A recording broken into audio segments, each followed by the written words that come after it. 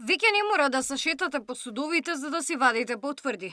Документ дека не сте осудуван или потврда за изречена забрана за вршење на професија може да се извадите онлайн. Документот во многу краток рок, пократок од 2 дена, а некогаш и во рок од неколку минути, се добива дигитално подпишан документ во PDF форма кој може да се зачува, може да се испрати електронски онаму каде што е потребно или може да се испечати. Законот кој што беше донесен од почетокот на годината налага дека и државните институции и приватниот сектор мора да ви ги уважат документите што сте ги извадиле по електронски пат. Но ако ве вратат и ако ви побараат да си извадите документи од шалтер, за тоа никој нема да одговара, бидејќи ова министерство откако е формирано нема инспектори. Но казни за тие што не го почитуваат законот нема да има до крајот на годината. До крајот на годината ние ќе работиме превентивно.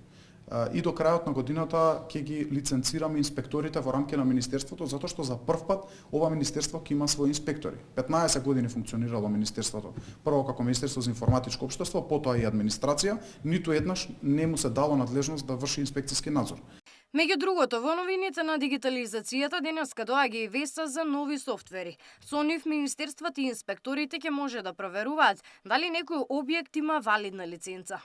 Практично таа само ќе алармира кога ќе настане збор за недостаток на некој од доказите кои што некој ги предложил. Например, сте кажале имате обврска за да добиете лиценца да имате тројца вработени, во моментот кога вашата бројка ќе падне под 3, системот ќе алармира. Андоновски стои на располагање на надлежните да креира и нов софтвер, со кој би се олеснила маката на граѓаните да ја посетуваат секоја веб страница на маркетите и да бараат каде прашокот е најевтин.